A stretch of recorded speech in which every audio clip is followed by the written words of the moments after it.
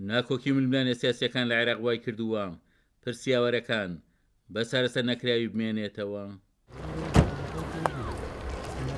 سالەگوانێکی کۆمەڵی مەدەنیش لە کەرکووک ڕایدەگەیەنێت جگەلەوەی سێکەم پیاوەرەکان لە سنووری کەرکووک ماونەتەوە. حکوومەتی عێراق بەشێک لە هاوارەکانی کەمپێکی موسڵیشی بۆ سنووری کەرکووک گواستۆتەوە. تا ئێستا 55 خێزان هاتووە لەو کەمپەوە، ئەوانیش زیاتر خێزانی کە سوکاری داعشن، بڵێن ژنەکان و مناڵەکانن. یعنی من بەداخەوە لێرە گلەیەکم هەیە لە حکوومەتی عێراقی، چکەمە ینی دانیشتنمان کرد لەگەڵ کەسایەتی ناوداری حەویجە و شێخە عەشایرەکان و موختارەکان و ئەمانە زیاتر بتوانین چۆن چارەسەری ئەم کێشە بکەین. ئەویش لە ڕێی ئەوەیە، ینی بڕاستی ئەمە چارەسەر نییە تۆ لە پارێزگای کۆبیێنێ پارێزگایەکی تر بۆ دوا ڕۆژ، یعنی ئەمانە هەستەکەن لە ناو کۆمەلگا دابراون، ئەمە یەک جیلێکی تر داعش دروستە بێ، خەڵکێکی تر ئەمانە خۆیان هەمووی بە یاسا، ئەمانە هەمووی عێراقین، دەی هەمووی تەسیری هەیە کە لەسەر کۆمەلگا بۆ دوا ڕۆژیش.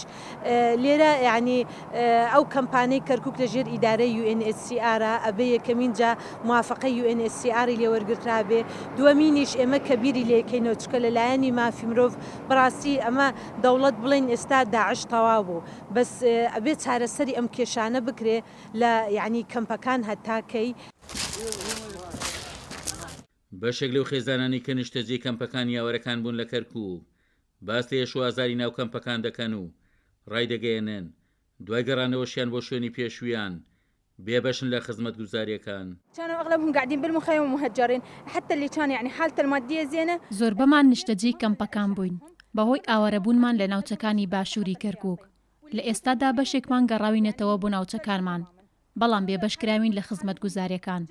خەڵکی حەویجە دوو جار زەرمەند بوون، جارێک بەهۆی پەلامار و مامەڵە نەشیاوەکانی داعش لەگەڵ ژنانی ئێمە، جارێکی تریش بەهۆی فەرامۆشکردنی ناوچەکانمان لەلایەن حکوومەتی عێراقەوە لە ڕووی خزمەت گوزاریەوە. استشهد والأخ استشهد والأم يعني راحت، فما بقى عندهم أي شيء. إذا توفرت له مثلا المعونات ئەگەر کۆمەک و هاوکاری ڕێکخراوەکان بە گەرنتیەوە بگەنە دەستی ئاوارەکان، لەو بڕوایەدام هیچ خێزانێکی نیشتەجێی کەمپەکان لە نێو کەمپەکاندا نامێنن و دەگەڕێنەوە شوێنەکانی خۆیان.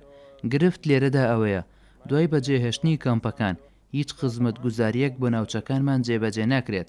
لە کاتێکدا حکوومەتی عێراق باس لە پرۆسەی ئاوەدانکردنەوەی ناوچە وێرانکراوەکانی دەستی داعش دەکات، ئێمە دوای گەڕانەوەمان هیچ جۆرە خزمەت گوزاریەکمان لە حەویجە بەدی نەکردووە.